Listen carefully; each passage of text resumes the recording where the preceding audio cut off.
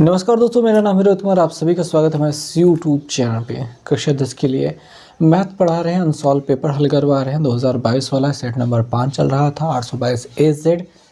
और इससे संबंधित हमने 3 वीडियोस बना दिए थे जिसमें 3 प्रश्न आ चुके थे। आज हम चौथी वीडियो लेकर आ रहे हैं इस सेट को लेकर के, जिसमें चौथे प्रश्न को हम हल करवाएंगे, जिसमें 4 प्रश्न टोटल होते हैं। सभी 2-2 नंबर के प्रश्न होते हैं। तो चलिए देखते हैं पहला वाला जो इसका प्रश्न रहेगा। तो चौथे का वाला हम कह सकते हैं। कह रहे हैं परिमेय संख्या 129, परिमेय संख्या 129 है बटे 5 2 की घाते 3 गुणित 5 की घाते 7 का शांत दशमलव प्रसार ज्ञात कीजिए। तो भैया देखो, इसमें हमें भाग नहीं करना होता है, इसे हमें हल करना होता है। हल करने के लिए थोड़ा सा ध्यान से देखो। यहाँ पे देखो कि 2 की घाते 3 है और 5 की घाते 7 है। इन दोनों को हमको बराबर करना है, यानी कि जो भी कम है उसको बढ़ा करके बराबर कर देना है, ठीक है, ताकि ये अच्छे से बन जाए। 2 पंचे 10 की घाते सेम बन जाए। तो यहाँ पे देखो 7 इसकी घाते ज़्यादा है, इसकी घाते कम है। इसमें कितना कम है? 7 में से अगर 3 घटाओगे तो मिल जाएगा 4, यानी 4 अभी कम है। तो इसके अंश और हर में, ठीक है, अंश व हर में आपको 2 की घाते 4 से गुणा करना है। गुणा करने पर ध्यान देना, करना ज़रूरी है। प्रश्न का तरीका यही रहता है कि यहाँ पे देखना होता है कि घात किसकी कम है, कितनी कम है। जितनी कम है उसे पूरा करना है। तो पूरा करने के लिए 129 है, उसमें 2 की घाते 4 से गुणा हो गया। यहाँ पे 2 की घाते 3 गुणते 5 की घाते 7 है, उसमें 2 की घाते 4 से गुणा हो गया। ये 4 3 7 गुणे में घाते जुड़ती हैं, जुड़ जाएंगे। तो हमें यहाँ पे 129 गुणते 2 दूनिया 2 की घाते 4, 2 दूनिया 4, 4 दूनिया 8, 8 दूनिया 16, 4 बार हमने लिया है और हमको मिल गया है 16। नीचे ऐसा नहीं करना है, नीचे 2 की घाते 4, 2 की घाते 3, ये 4 3 7 हो जाएंगे, गुणते 5 की घाते 7 हो जाएंगे। ओके, अब इनका गुणा करा लेना है। किसका? 129 और 16 का गुणा कैसे कराना है? ऐसे लिखना है 129 और ऐसे लिखना है 16। 6 नवैया 54, हंसी लगे 5, 6 दूनी 12, 12 5 17, हंसी लगे 1, 6 एकम 6 1 7, इतना हो गया। 9 एकम 9 और 2 1 दुक्के 2, 1 एकम 9 1, ये 4 और ये 9 7 16, हंसी लगे 1, 7 2 9 1, 10 के 0, हंसी लगे 1, इतना मिल गया। तो 2 0 6 4 हम लिख देंगे। यहाँ पे जब घाते बराबर हो तो आधार का गुणा हो जाता है। यहाँ पे हो जाएगा 5 दूनिया 10 की घाते 7। याद रखेंगे नियमावली, जो नियम है वो सही से समझेंगे, पढ़ेंगे और याद रखेंगे, और उन्हीं का प्रयोग हमको आगे करना है हमेशा, ठीक। चलो, इनका गुणा हो चुका है। अब ये जो 7 है, 7 से भाग हो जाएगा, लास्ट लाइन के लिए बच जाती है। 7 से इसमें मतलब 10 की घाते 7 है, इसका मतलब इसमें 7 बार 0 मिलेगा। तो जब उससे भाग करेंगे तो 7 अंकों पे दशमलव लग जाएगा, अर्थात में बस लास्ट में एक लाइन बच जाएगी। हम 2 0 6 4 लिख रहे हैं। इसमें जब इससे भाग होगा तो ये 7 गिनती गिनेंगे, 1 2 3 4, ये 5, ये 6, ये 7, और इसके बाद दशमलव लगेगा, 1 0 और आगे लगा देंगे। तो ये हो जाएगा इसका 7 दशमलव प्रसार। तो आपको बस यहाँ से यहाँ तक ऐसे लिखते हुए चले जाना है और उससे ज़्यादा कुछ नहीं करना है। इसका 7 दशमलव प्रसार याद करने को कह रहा था, तो इतना सा कर देना है। उम्मीद करते हैं चीज़ें समझ में आ गई होंगी। इसमें जैसा हमने जो करने पर ऐसे जो लिखा था वो आपको लिख करके ही रखना है, ठीक है। अपने पास जगह कम थी तो इसलिए मिटा दिया, बाकी समझ में आ गया होगा मेरे ख्याल से।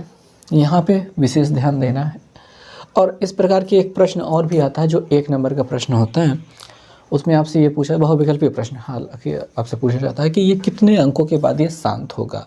तो जो बड़ी घात दिखाई दे रही हो उतने ही पर ही शांत होगा, क्योंकि आपने देखा कि जो छोटी घात थी उसको हमने उसके बराबर किया ही, और जब 7 ये मिल गया इसी वाले 7 से यहाँ पे 7 मिला और हमने पीछे से 7 अंकों पे दशमलव लगा दिया। तो ये किस वजह से हुआ? इस 7 की वजह से हुआ।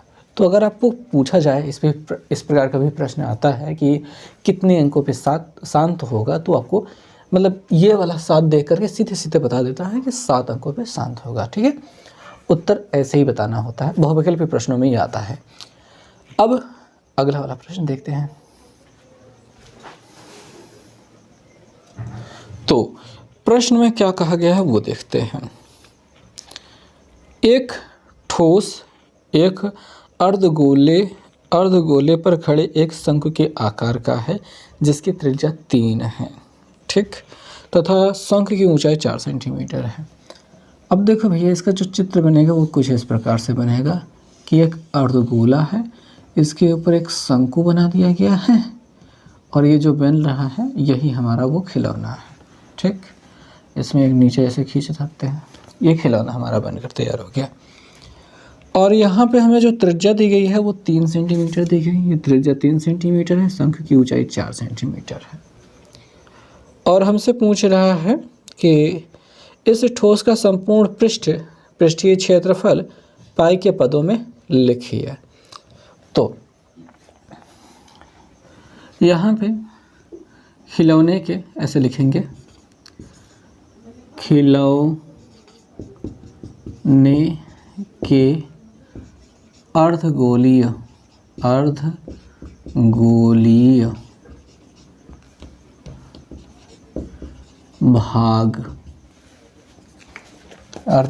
भाग की त्रिज्या यहाँ पे लिख लेते हैं की त्रिज्या, इसको r बराबर दिखा देते हैं 3 सेंटीमीटर है। ठीक, और शंक्वाकार भाग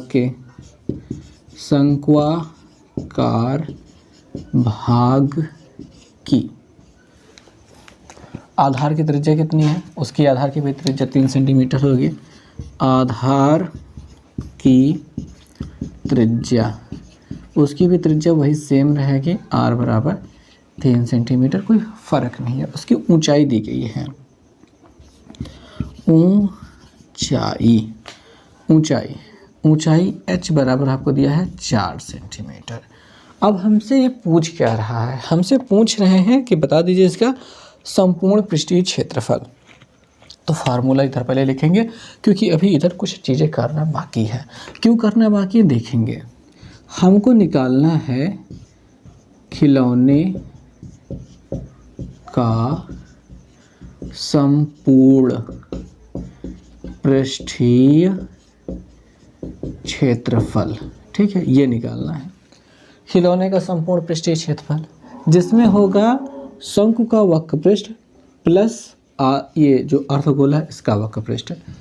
तो शंकु का वक्र पृष्ठ ये दिखाई देगा ऊपर ऊपर, तो ऊपर ही पृष्ठीय क्षेत्रफल होगा। जहाँ पर चिपका हुआ वहाँ पर तो पृष्ठीय क्षेत्रफल होगा ही नहीं, चिपक गया है तो वहाँ पे कोई मतलब ही नहीं है। हमें यहाँ पे अर्धगोले का वक्र पृष्ठ चाहिए होगा। इन दो वक्र पृष्ठों का योगफल, यानी ऊपर वाला हिस्सा देखेंगे, ये जो शंकु के आकार का है उसका हमको वक्र पृष्ठ चाहिए होगा, और ये जो नीचे वाला हिस्सा अर्धगोलाकार है इसका वक्र पृष्ठ चाहिए होगा। इन्हीं दोनों वक्र पृष्ठों का योगफल ही हमारा खिलौने का संपूर्ण पृष्ठीय क्षेत्रफल हो जाएगा।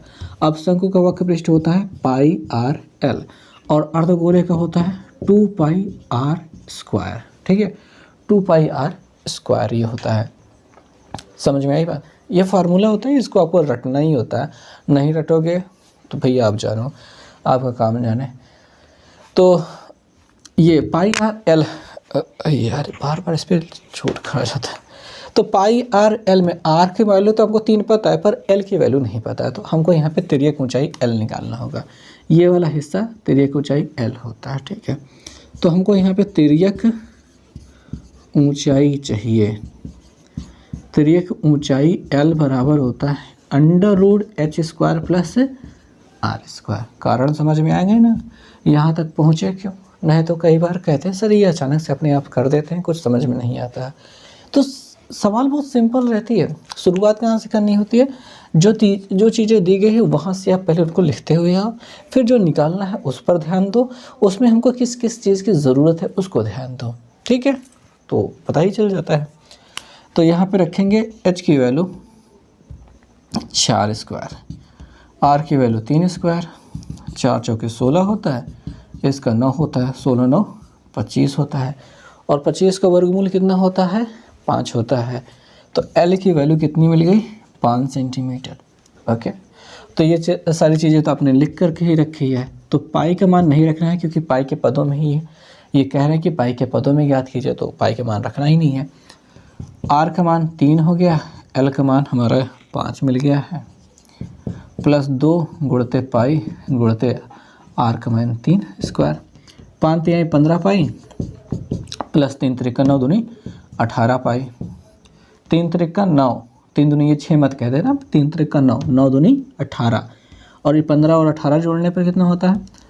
8 5 13 3 हाथ से लगे 1 2 1 1 1 2 1 3 हो रहा है 33 पाई, और इस सेंटीमीटर स्क्वायर कर देंगे, ठीक है? तो समझ में आ गई ना बात? याद रखना, समझ के रखना कि चीज़ें कहाँ से कहाँ तक बन रही हैं, किस प्रकार बन रही हैं। और कई लोगों के मन में विचार आएगा कि सर ये चित्र बनाना है कि नहीं, तो चित्र बना देना है बगल में, बनाने में कोई, जैसे हमने बनाया ना वैसे ही खोज के बना दो, कोई दिक्कत नहीं है। और थोड़ी डिटेल लिखो, यहाँ पे h लिखो, h बराबर सेंटीमीटर लिखो, यहाँ पे r बराबर 3 सेंटीमीटर लिखो, l बराबर 5 सेंटीमीटर मिल गया बाद में, ये भी लिखो, ठीक? तो इतनी सारी चीज़ें थोड़ा थोड़ा लिखो, उसमें डिटेल्स पेंसिल से बारीक, और चित्र थोड़ा बड़ा बना लेना क्योंकि कॉपी आपके पास काफ़ी अच्छी रहेगी बड़ी खासी, तो उसमें कोई दिक्कत नहीं है। और हाँ, ध्यान देना कि जब एक कर रहे हो प्रश्न तो ये लाइन से गया, ये भी उसके नीचे रहे, पन्ना कितना भी लेगा कोई टेंशन की बात नहीं है, पर बहुत ज़्यादा बचाना मत। ये वाली चीज़ें उधर लिख चित्र बना देना, और कहीं कहीं फार्मूले की ज़रूरत, जैसे ये वाला हिस्सा है आपको लग रहा है कि एक लाइन में हो जाएगा तो इसको एक लाइन में कर लेना, लेकिन इसको बगल में मत लिखना जैसे हमने लिखा है, नीचे ही लिखा जाएगा। यहाँ पे आपको बेफजूल का लग रहा है कि लाइन खा रहा है तो इसको ऐसा सीधा करते हुए चले जाओ, कोई दिक्कत नहीं है, लेकिन इधर बगल वाला लिखना अच्छी बात नहीं होती है, ठीक है? तो उम्मीद करते हैं समझ में आ रहा होगा। चलते हैं अगले वाले क्वेश्चन पे। और अगर आप इतना दूर तक आ चुके हैं हमारे साथ वीडियो देखते देखते, तो प्लीज़ लाइक वाइक कर दो यार, क्योंकि बहुत ज़्यादा ज़रूरी है लाइक करना, और सब्सक्राइब कर दो अगर आप अभी तक आपने किया नहीं है तो, क्योंकि लगभग अब पूरा जीवन इस यूट्यूब चैनल को ही समर्पित है। लेकिन अगर आप लोग साथ नहीं दोगे तो हम आगे नहीं बढ़ पाएंगे। आपको बढ़ाने की ज़िम्मेदारी हमारी है, तो हमें बढ़ाने की ज़िम्मेदारी आपको ही है, तो आपके कंधों पर ही है। तो चलिए देखते हैं। गा नंबर प्रश्न क्या है कि उस त्रिभुज का क्षेत्रफल ज्ञात कीजिए जिसके शीर्ष PQR दिए गए हैं। तो हमको दिया गया है त्रिभुज के शीर्ष, लिखते हैं त्रिभुज के शीर्ष जो दिए गए हैं, P दिया गया है 0,0, Q दिया है 2,0 और R दिया गया है 0,3। तो यार तो ये बहुत सिंपल है, वैसे फिगर बना के किया जाए तो बड़ा आसानी से आ जाएगा, पर त्रिभुज का क्षेत्रफल ज्ञात करना है तो हमें थोड़ा सा प्रयत्न तो करना होगा। इसको x1 y1 x2 y2 x3 y3 लिखेंगे, और फिर लिखेंगे फार्मूला त्रिभुज का क्षेत्रफल, त्रिभुज PQR का क्षेत्रफल का फार्मूला हो रहा है 1/2 x1 और y2 माइनस y3। ये वाला जो फार्मूला है शुरू में जब देखा था पहली बार बहुत डरावना लगा था, फिर मास्टर साहब ने बड़ा अच्छे से समझाया था। मैं समझाता हूँ, ठीक है? पहले लिख लेते हैं। देखो 1 के बाद 2, 2 के बाद 3, 3 के बाद 1, इसे कहते हैं साइकिल यानी चक्रण। ठीक, 1 के बाद 2 आएगा, 2 के बाद 3 आएगा, ठीक है, फिर 3 के बाद 1 आएगा, ध्यान से देखना। प्लस ये x ऐसे ही रहेगा, 1 के बाद क्या आएगा, x1 के बाद 2 आएगा, और यहाँ पे y माइनस y रहेगा, ध्यान से देखना। ये y2 के बाद क्या आता है, 2 के बाद 3 आता है ना, तो 3 आ जाएगा, और 3 के बाद क्या आ जाएगा, 1 आ जाएगा। इस 3 के बाद 1 कहो, या फिर इस 3 के बाद 1 कहो, या फिर इस 2 के बाद 3, 3 के बाद 1 कहो, 1 कहो तो चलेगा, कैसे भी लाइन से बना रहना चाहिए। प्लस x2 सॉरी 3, 1 2 3 हो गया। 3 के बाद क्या आता है, y1 आएगा माइनस y2 आएगा, लाइन से बन गया ना। तो ये साइकिल जो है, ये ध्यान रखना, सारा ये फार्मूला बहुत सिंपल से याद हो जाता है, लाइन से याद रहना चाहिए, बहुत ज़्यादा ज़रूरी है। ओके, तो इस जब फार्मूले को लिख लिया है तो रखना शुरू कर देते हैं। x1 0 है, y2 0 माइनस 3 होगा, 0 माइनस 3 हो जाएगा, प्लस, ठीक है। x2 क्या है, 2 है, 3 माइनस 0, ओके, प्लस x3 क्या है, 0 है, y1 minus y2 0 minus 0, okay, तो 1/2 रहने देंगे, यहाँ पे ये पूरा 0 हो गया, प्लस 2 गुणते यहाँ पे क्या निकल के आया, 3, ओके, यहाँ पे पूरा क्या हो गया, 0 हो गया। 0 को जोड़ने पर ख़त्म, वो कोई बात नहीं रहेगी। यहाँ पे 3 2 6 बचेगा, 2 से काट देंगे, 3 मिल जाएगा, 3 और वर्ग इकाई, यहाँ पे सेंटीमीटर स्क्वायर नहीं, वर्ग इकाई ऐसा लिख देना, काम हो जाएगा। तो इतना ही होगा इस प्रश्न का उत्तर, और बस हो गया, ख़त्म हो गया ये। तो कैसा लग रहा है, थोड़ा कमेंट वमेंट कीजिए, बताइए पसंद आ रहा है कि नहीं, मज़ा आ रहा है कि नहीं, क्या ये इतना आसानी से लग सकता है कि नहीं, आपको लग सकता है कि नहीं। और जिनको भी इसका PDF चाहिए भाई, हमारे व्हाट्सएप ग्रुप के साथ जुड़ जाइए, वहाँ पे आपको मिल जाएगा। या फिर व्हाट्सएप ग्रुप पे अगर हम नहीं मिल पा रहे तो भाई टेलीग्राम ग्रुप पे जुड़ जाइए, वहाँ पे तो डाल के रखा ही है, वहाँ पे पड़ा हुआ है, आराम से डाउनलोड कर सकते हैं, तुरंत मिल जाएगा, ठीक है। व्हाट्सएप ग्रुप पे तुरंत ना मिल पाए तो सभी का लिंक डिस्क्रिप्शन में दिया है। हम इंस्टाग्राम में चलाते हैं, फेसबुक पे भी हैं, सभी का लिंक दिया है, वहाँ पे जाके फॉलो करो ना भाई, अगर कर सको तो। वैसे एग्ज़ाम का दौर है, इस समय खाली यूट्यूब पे पढ़ो और कॉपी से पढ़ो, किताब से पढ़ो, ठीक है, पढ़ाई ज़्यादा ज़रूरी है, बाकी सब जगहों पे फॉलो करना बाद में। व्हाट्सएप ग्रुप पे जुड़ जाओ, वहाँ पे आपको इसका सबको PDF मिल जाएगा। ये जो हल कर रहे हैं इसका नहीं मिलेगा, खाली किताब का मिलेगा, ठीक है। ये जो किताब है हमारे पास, इसका फ़ोटो PDF जो है वो बना के हमने डाल दिया है, वहाँ पे मिल जाएगा आपको। अब अगले वाले प्रश्न में हम चलते हैं। सो दोस्तों, अगला जो प्रश्न है यार, ये रचना करने वाला है, तो इसे कॉपी पे बनाना ठीक रहता है, बाकी अपन बोर्ड पे भी समझा सकते हैं कैसे करना है। 3 सेंटीमीटर त्रिज्या का एक वृत्त पर 5 सेंटीमीटर त्रिज्या के एक संकेंद्रीय वृत्त के किसी बिंदु से एक स्पर्श रेखा की रचना कीजिए। स्पर्श रेखा की लंबाई नाप कर लिखिए। तो 3 सेंटीमीटर पे 5 सेंटीमीटर, तो सबसे पहले तो आपको एक बिंदी ले लेनी है, ये केंद्र O हो जाएगा। फिर गोला प्रकार में पेंसिल को फंसा लिया, ठीक है। जब भी रचना करने के लिए जाइए तो एक बड़ी पेंसिल रखिए जिससे आप लाइनें खींचेंगे, और गोला प्रकार में फंसी हुई छोटी पेंसिल, ठीक है, जो ख़त्म होकर छोटी हो जाती है, वो वाली पेंसिल रखिए ताकि अच्छे से कर पाएँ। पटरी रखिएगा और ऐसे गोला प्रकार को आगे पीछे करके उसको एडजस्ट कीजिएगा। कई बार बच्चे क्या करते हैं, हाथ में पटरी लिए, हाथ में गोला प्रकार और एडजस्ट करने की कोशिश कर रहे हैं, उसकी नाप माप रहे हैं, तो ऐसे में दिक्कत हो जाती है। मैं बताता हूँ कि बहुत सिंपल सा तरीका है। जब 3 सेंटीमीटर नापना है, पटरी यहाँ पे रखो, एक ही 0 पे बिंदी लगा दो और एक ही 3 पे से बिंदी लगा दो। बिंदी क्या लगाना, पेंसिल से धंसा देना, और उसके बाद ऐसे नाप लेना और ये आसानी से नापा जाएगा। ये सबसे सरल तरीका होता है कभी भी नापने का। उसके बाद यहाँ पे रख के घुमा दिया। मेरे ख्याल से मुझे नहीं लगता कि मैं ऐसा अच्छा बना पाऊँगा, पर आई ट्राई माई बेस्ट। तो ये बन गया लगभग 3 सेंटीमीटर त्रिज्या का है, तो आप यहाँ पे 3 सेंटीमीटर लिख भी सकते हो। ओके, वैसे ना लिखो तो ही बेहतर रहेगा, क्योंकि कोई मतलब नहीं है, केंद्र तो बना ही रहेगा। फिर 5 सेंटीमीटर लेना है, तो ये सब बिंदु से अलग थोड़ा दूर हट के 0 पे निशान लगाओ, 5 मिनट लगाओ, नापो और खींच दो। यहाँ पे सुई रख करके पेंसिल घुमा दो। घुमा देने के बाद कुछ इस प्रकार से आपका बन जाएगा। बन गया। तो हमें क्या करना होगा, इससे ऐसे मिलाना होगा। मिला दिया, इस बिंदु से स्पर्श रेखा खींचनी होगी। ठीक, इस बिंदु से स्पर्श रेखा से जाएंगे। उसके लिए हमें क्या करना होगा, इतना जो लंबाई है इसका लंबार्धक खींचना होगा।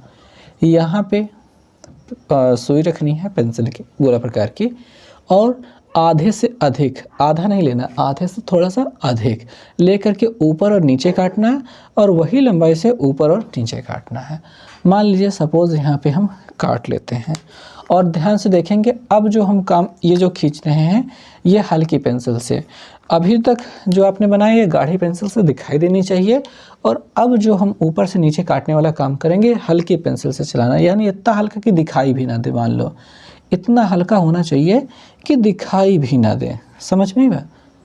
तो अब उसके बाद इस दोनों को मिलाते हुए एक डॉटेड लाइन खींचनी है, डॉटेड, और वो भी हल्की से, और वो एकदम इसके बीचों बीच में से होकर के जाएगी। हो गया? ठीक है। जब बीचों बीच में से हो गया, फिर उसके बाद हमको इसको मिला देना है। तो कुछ इस प्रकार से ये जाएगा भैया। यहाँ से आप सुई रख करके जब ऐसे घुमाएंगे, ऐसे ऐसे ऐसे, हालांकि ये पूरा ही सर्कल आपको बनाना है, वो भी हल्के हाथों से ही बनाना है। ठीक है, हल्के हाथों से ही बनाना है। बन गया। बन जाने के बाद ये जहाँ जहाँ पॉइंट पे ये कट रहा है ना, बस इसको ऐसे मिलाते हुए इसे स्पर्श रेखाएं खींच देनी है। 2 स्पर्श रेखाएं बन जाएंगे। बन जाने के बाद आप यहाँ पे ए लिख दीजिए, यहाँ पे बी लिख दीजिए, यहाँ पे एक बिंदु बाह्य बिंदु पी लिख दीजिए, अब बस काम हो जाएगा। और हाँ, यहाँ पे एम लिख दीजिएगा, ये एम भी महत्वपूर्ण है। तो इतना सब कुछ कर लिया और रचना बनकर तैयार हो गई। और रचना के चरण लिखना चाहें तो लिख सकते हैं, वैसे मैं कहूँगा कि ना ही लिखें, क्योंकि रचना के चरण जब तक कहा न जाए तब तक लिखने की आवश्यकता नहीं होती है। हालांकि यहाँ पे नापने की आवश्यकता ज़रूर होती है। अगर आपने ये पूरा 5 लिया है, ये 3 लिया है, तो जाहिर सी बात है, मुझे लग रहा है कि ये 4 सेंटीमीटर ही बनेंगे, ये 4 सेंटीमीटर के ही बनेंगे। ठीक है, तो ये हो गया भाई, रचना मतलब बन चुका है। और हम यहाँ पे आखिर में लिख देंगे स्पर्श रेखा की जो लंबाई है वो कितनी है, 4 सेंटीमीटर। 4 सेंटीमीटर है, ऐसा लिख देना और काम हो जाएगा बस। तो कैसा लगा ये भाई, बात तो ख़त्म हो चुकी है। तो इसी के साथ वीडियो को समाप्त करते हैं। उम्मीद करते हैं आपको सब कुछ समझ में आ गया होगा। मिलते हैं नेक्स्ट वीडियो में। बाय।